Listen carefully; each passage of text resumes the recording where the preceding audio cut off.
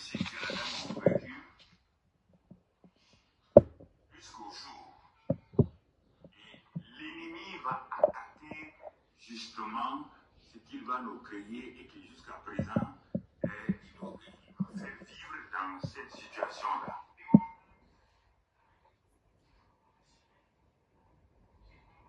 Et c'est dans ce domaine-là que les chrétiens souffrent le plus parce qu'ils n'ont pas compris, ils se sont laissés avoir par le monde et ce que le monde leur a donné, c'est ça qu'ils ont pris pour vivre et ils ne peuvent plus vivre dans ce bonheur, dans cette paix que Dieu avait donnée.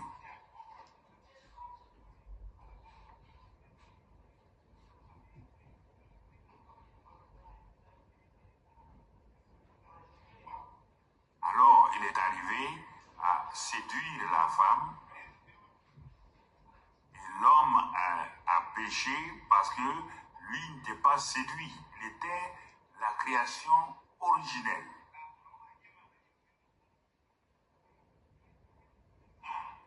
Dès qu'ils ont péché, les choses vont commencer à être autres dans le jardin d'Éden. L'équilibre et la paix qui étaient là donc, vont commencer à changer.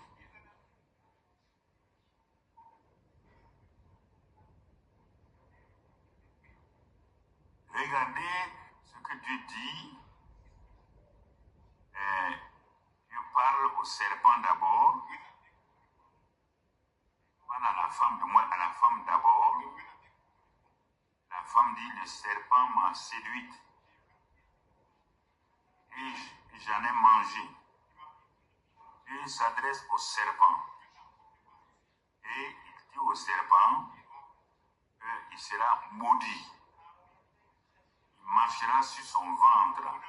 Donc le serpent que tu vois aujourd'hui, c'est un être maudit, c'est pourquoi il est sur le ventre.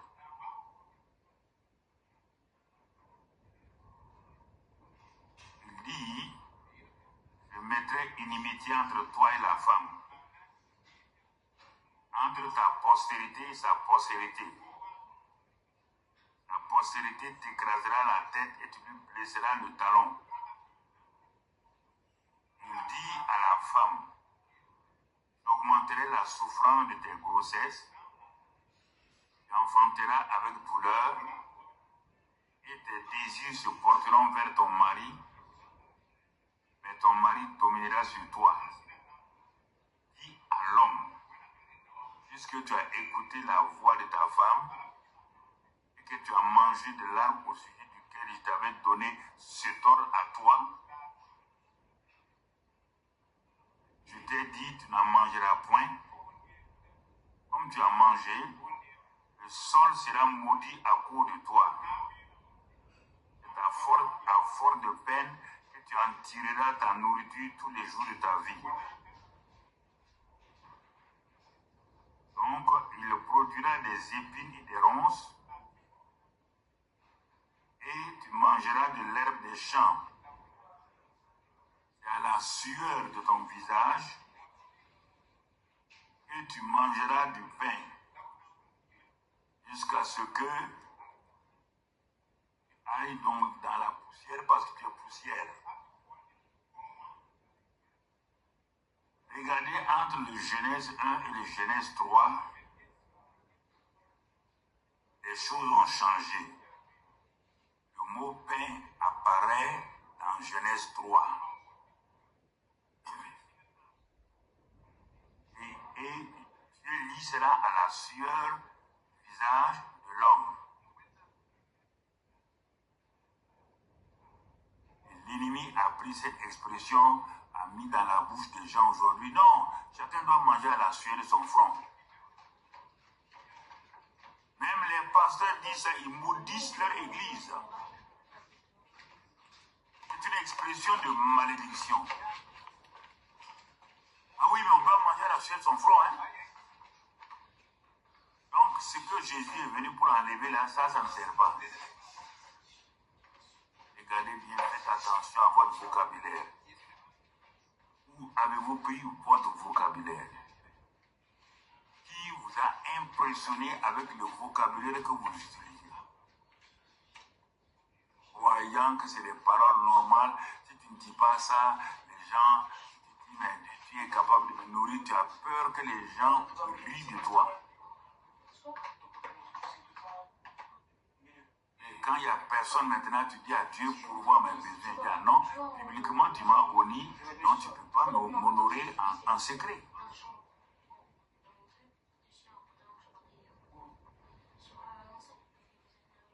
Alors, quand on regarde là, et Dieu maintenant, comme ils ont fait cela, il faut que Dieu revienne au commencement. Et c'est à ce moment qu'il va utiliser des hommes au fur et à mesure pour revenir à sa volonté première.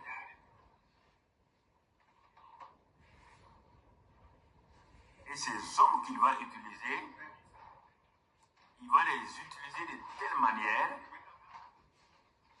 concernant leur vie personnelle, on voit leur vie personnelle. Et on va sauter, on va aller jusqu'à Abraham. Quand on arrive à cet homme-là, et que Dieu veut utiliser pour ramener l'humanité à lui, pour que les hommes fassent confiance en lui encore, il veut faire de lui un homme de foi. Dieu commence à lui dire, donc sur le plan matériel, physique et tout, Dieu va mettre l'accent sur ça. Dans Genèse 12, on voit tout ce que Dieu dit à Abraham. On voit comment Dieu prend soin d'Abraham. On voit comment Dieu pourvoit aux besoins d'Abraham. Et on voit, donc il faut bien surveiller ce qu'il y a. Comment Dieu prend soin d'Abraham, le croyant.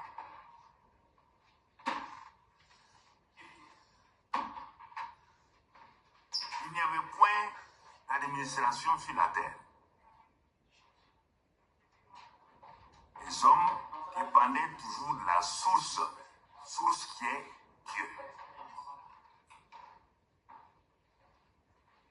Et c'est pourquoi ils avaient des rencontres spéciales avec Dieu à travers soit les anges ou à travers des gens qu'on appelle Melchisedec.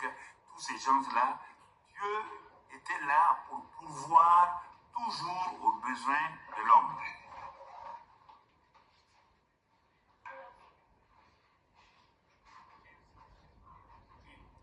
Et il continue, il va arriver, on va sauter pour arriver à Moïse. Et il va envoyer Moïse comme le libérateur des esclaves, donc des descendants d'Abraham qui ont été esclaves 430 ans donc en Égypte.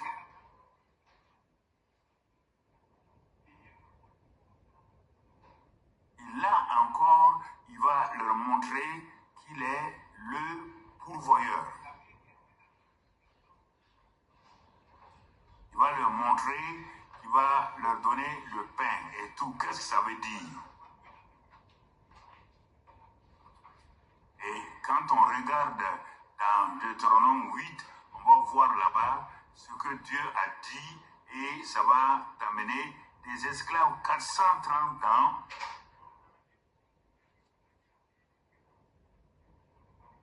Ils n'arrivaient même pas à se nourrir convenablement. Regardons ce que Dieu nous dit dans Deutéronome 8.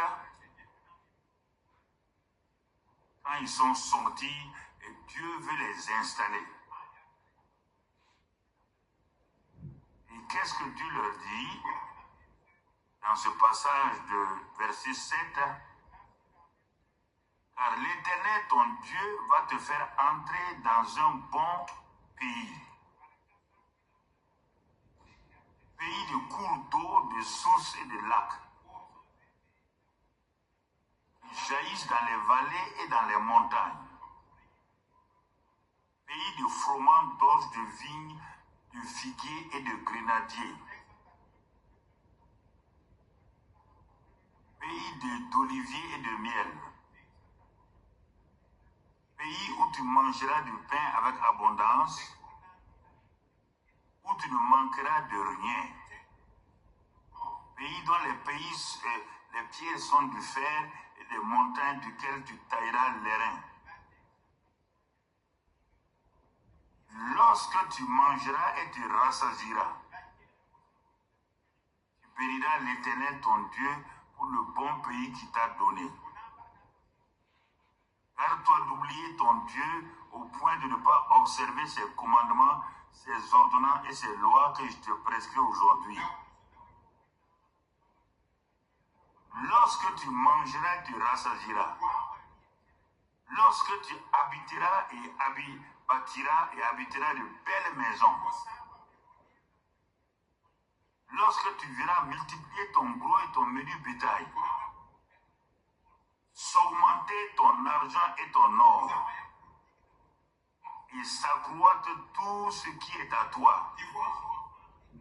Prends garde que ton cœur ne s'enfle et que tu n'oublies l'Éternel ton Dieu qui t'a fait sortir du pays d'Égypte, la maison de servitude.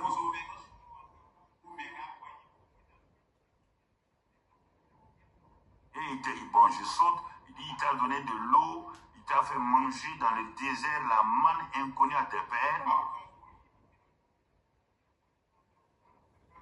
Garde-toi de dire en ton cœur, ma force et la puissance de ma main m'ont acquis ces richesses. Garde-toi de dire que c'est du travail.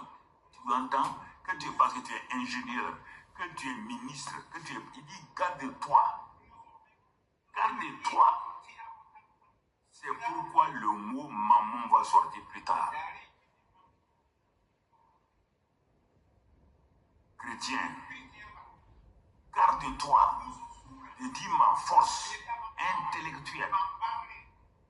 Garde-toi pour dire ma puissance. J'ai fait ça, et garde-toi de dire.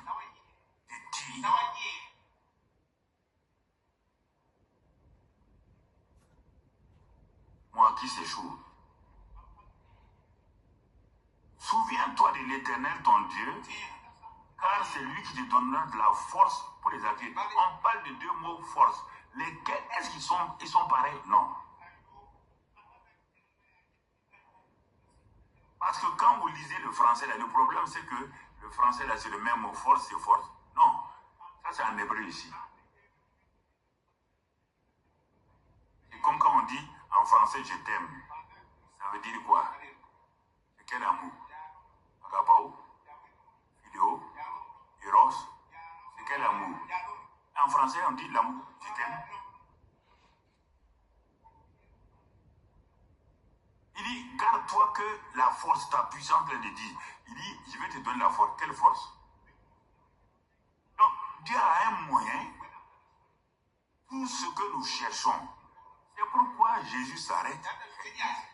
Mais vous cherchez les choses là, les maisons et tout ça là. Vous les cherchez. Il dit, mais ce sont les païens. La manière que vous voulez chercher là, c'est la manière des païens. C'est pourquoi, chrétien, vous êtes dominé. C'est pourquoi, chrétien, vous êtes pauvre. C'est pourquoi, chrétien, vous êtes dans la misère. Vous n'arrivez pas à payer les frais de scolarité de vos enfants. C'est une honte. Un chrétien, fils de Dieu, aille emprunter pour payer les frais de scolarité. Qu'un païen soutienne un chrétien. Vous entendez? C'est ça que Jésus dit. Mais votre Père sait. Il sait comment. Parce qu'il a déjà dit. Il a déjà parlé.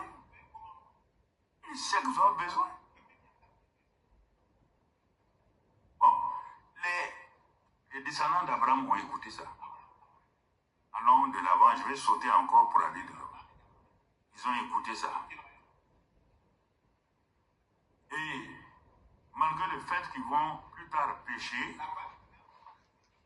ils vont désobéir à Dieu, Dieu va les disperser. Dans le monde, jusqu'en 1948, il va les ramener. Regardez ce qu'ils ont subi. tout. Lis leur histoire. Tu vas comprendre, quand Dieu fait alliance avec quelqu'un, si la personne-là a toujours les yeux fixés sur Dieu, ne change pas, qui est sa source, cette personne-là, malgré ses erreurs, Dieu va poser sa main sur cette personne-là pour bénir. Parce qu'il a dit, la bénédiction de l'Éternel n'est suivie d'aucun chagrin. Ok, on va aller. Pourquoi il y a tant de chagrin? Pourquoi il y a tant de chagrin parmi les peuples? Ceux qui nous suivent à la télévision, ceux qui nous suivent sur les réseaux sociaux, l'église virtuelle. Je vous pose la question, pourquoi il y a tant de misère? Parce qu'il a dit, dans le proverbe dit cela, la bénédiction de l'Éternel n'est suivie d'aucun chagrin. Son fils reprend dans Éphésiens 1:3, par la bouche de Paul, son fils reprend, il dit, vous avez été bénis de toute bénédiction spirituelle dans les lieux célestes en Christ. Donc, si Dieu dit que sa bénédiction n'est pas suivie de chagrin, et il fait répéter ça, que nous sommes bénis en Christ de toute bénédiction spirituelle, et moi, je vis dans la misère, quelque chose ne va pas. Je dois chercher la cause de ma misère. Je n'ai pas besoin d'accuser Satan. Non. Voici un peuple à qui on a dit, regardez, il sort de l'esclavage. Tu sors du monde, de l'esclavage de Satan, toi. Et il sortait de l'esclavage de Pharaon. Toi, tu sors de l'esclavage de Satan. Et toi, ta position est supérieure à celle des Juifs. Parce que toi, tu es fils. Les Juifs sont serviteurs. Et les serviteurs, regardons-les aujourd'hui. Retournons, je t'amène en Israël. Petit pays. Regarde comment ils dominent le monde. Toutes les grandes inventions viennent d'eux. Dieu a dit qu'ils seront la tête. Si les Juifs sont la tête, toi tu es chrétien, fils de Dieu, authentique fille de Dieu, toi tu es dernier, quelque chose ne va pas. Il faut qu'on se parle clairement. C'est pas normal. Ils sont serviteurs. Ils sont la tête. Malgré ce qu'il faut. Quand un juif met les pieds quelque part, dans le monde là où il met les pieds là, en 15 ans, il y a toute une colonie. Ils vont contrôler la banque, contrôler le commerce ici, tout.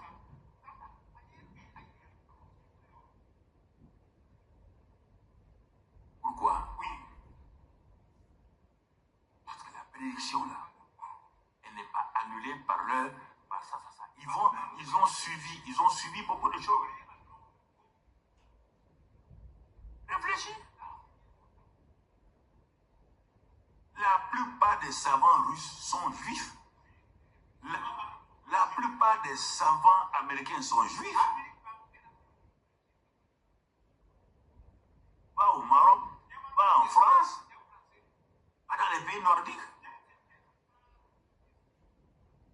Prends les prix Nobel de paix, pas de paix, de sciences, de médecine. Va, si tu dis, quand tu as fini ta prix Nobel de sciences, quoi, tu vas voir leur nom.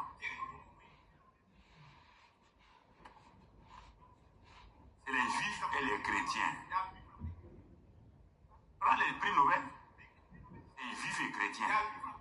C'est rare que tu vois quelqu'un d'autre là-bas.